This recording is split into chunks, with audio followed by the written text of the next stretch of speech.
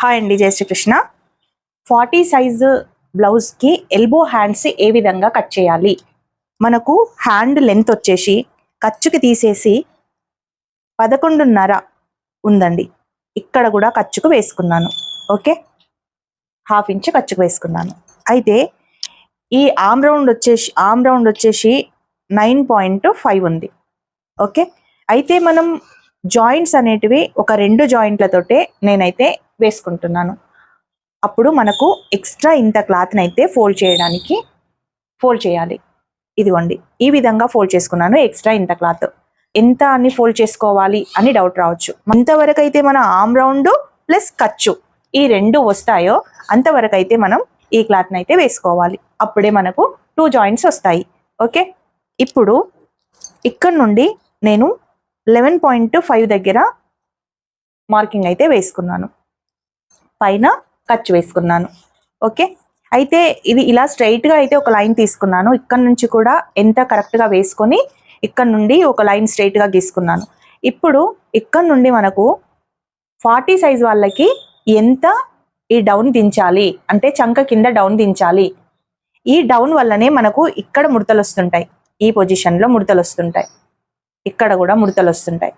So అలా ముడతలు రావద్దు అంటే ఈ చంక చెస్ట్ ఎంత ఉన్నప్పుడు ఈ 4 ఇంచెస్ 40 ఇంచెస్ చెస్ట్ ఉన్నప్పుడు మనం 4 ఇంచెస్ అయితే తీసుకోవాలి. ఓకే, ఈ 4 ఇంచెస్ తీసుకొని ఇక్కడైతే మార్కింగ్ వేసుకున్నాను. అయితే మనం ఏం చేస్తామంటే చాలా మటుకు అంటున్నారు చంక కింద ముడతలు వస్తున్నాయి అంటున్నారు. ఇలా అని ఇలా వేసుకొని ఇక్కడ నుండి కూడా మనకు ఈ విధంగా వేసుకుంటారండి. ఈ విధంగా మనము వేసుకుంటున్నాం. ఇలా వేసుకుంటే ఎక్కడైతే మనకు ఈ భాగం ఎక్స్ట్రా ఉందో అక్కడ మొత్తం ముడతలు వస్తాయి. ఎందుకు అలా వస్తాయంటే మనం ఇక్కడ వంపు తీయట్లేదు, జస్ట్ ఇలా వేసుకుంటున్నాం. ఇలా వేసుకుంటే ప్రాబ్లం అదే. మనకు ఎక్కడైతే చంక దగ్గర ఈ పొజిషన్లో మన వంపు అనేది ఇలా ఉంటుంది. అలాగే దీనికి కూడా అలాగే మనం కొంచెం ఇలా వంపుగా తీసుకోవాలి. అలా తీసుకున్నప్పుడే మనకు ఈ ఫోల్డింగ్స్ అనేవి రావు. ఇప్పుడు మనం ఇలా కట్ చేసామనుకోండి, ఖచ్చితంగా ఈ ఫోల్డింగ్ అయితే వస్తుంది. సో ఒకసారి ఈ విధంగా ట్రై చేసి చూడండి, అప్పుడు మీకు ఫోల్డింగ్స్ అయితే రావు. ఇక్కడ నుండి మనం ఈ విధంగా తీసుకున్నాను చూడండి. బిగినర్స్ ఏం చేస్తారంటే ఇలాగే వేస్తారు, ఇలాగే వేస్తారనమాట. ఇలా వేసి మళ్ళీ ఇది కూడా ఇలాగే వేస్తారు, ఇక్కడ నుండి ఇలా కట్ చేస్తారు. కానీ అది రాంగ్ అండి. అలా కట్ చేస్తే అసలు బ్లౌజే సరిగా కూర్చోదు. ఓకేనా, ఎప్పుడు కానీ ఇలా వేయకూడదు. ఇక్కడ నుండి తీసుకొచ్చిన తర్వాత మనం స్ట్రైట్గా మనకి డౌన్ తీసుకున్నాక స్ట్రైట్గా ఒక లైన్ కొట్టుకొని ఈ లైన్కి మన లైన్ ఇలా కలుపుకోవాలి. అప్పుడే పర్ఫెక్ట్గా వస్తుంది.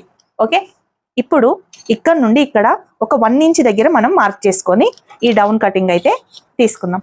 ఇది ఇక్కడ నుండి ఈ విధంగా సెట్ చేసుకోవాలి, ఇది ఇక్కడ నుండి ఈ విధంగా సెట్ చేసుకోవాలి. అప్పుడే పర్ఫెక్ట్గా వచ్చేసింది. ఇది మళ్ళీ కింది నుండి కూడా ఈ విధంగా హాఫ్ వర్క్ చేసుకోవాలి. అలాగే ఇక్కడ నుండి కూడా హాఫ్ వర్క్ చేసుకోవాలి.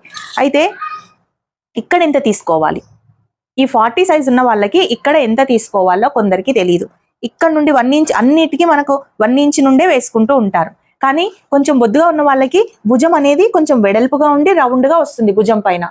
ఎస్, అప్పుడు ఈ పొజిషన్లో కొంచెం రౌండ్గా వస్తుంది. ఇక్కడ ఈ బ్లౌజ్ చూడండి ఎన్ని ముడతలు ఉన్నాయి, ఇక్కడ రౌండ్గా వస్తుంది.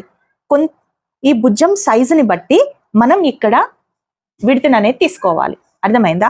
వాళ్ళ భుజం సైజు పెద్దగా ఉందనుకోండి మనకు ఒక 1 ఇంచ్ వస్తుంది. ఇంకా కొంచెం పెద్దగా ఉందనుకోండి 1.5 వస్తుంది. ఇంకా అంటే 40 సైజ్కి 1.5 దగ్గర మనం ఇలా రౌండ్ తీసుకుంటే పర్ఫెక్ట్గా సెట్ అవుతుంది. ఇక్కడ నుండి ఇక్కడికి రౌండ్ తీసుకునేటప్పుడు 1.5 ఇంచ్ అయితే నేను ఇలా తీసుకున్నాను. ఓకేనా, ఇప్పుడు ఆమ్ రౌండ్ మనకి ఎంత ఉంది, 9.5 ఉంది.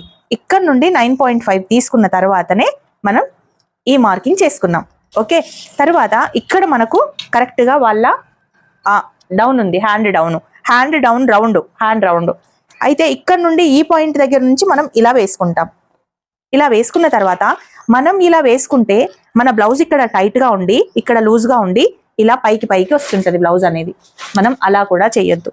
ఇప్పుడు ఎక్కడైతే ఇలా వంపుగా గీసానో ఆ విధంగా మనం వంపు గీసుకోవాలి. అంటే ఇలాంటి స్కేల్ యూజ్ వస్తుందండి. ఈ పాయింట్ దగ్గర నుంచి ఈ విధంగా మనం తీసుకుంటే మన చెయ్యి అనేది ఇలా కొంచెం ఇలా అని ఇలా ఉంటుంది. సో ఇలా ఉండదు.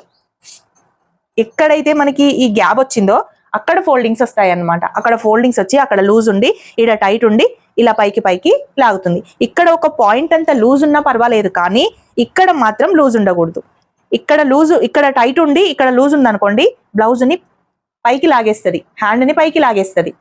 సో ఇక్కడ కొంచెం ఒక పాయింట్ అంతా లూజ్ పెట్టుకొని ఇక్కడ టైట్ ఉంటేనే మనకు బ్లౌజ్ హ్యాండ్ అనేది పైకి పైకి రాదు. ఓకేనా? ఈ కటింగ్ నచ్చిందా? ఒకవేళ నచ్చితే లైక్ చేయండి. ఇలాంటి కటింగ్స్ కోసం, ఇలాంటి టిప్స్ కోసం మన ఛానల్ని సబ్స్క్రైబ్ చేసుకోండి.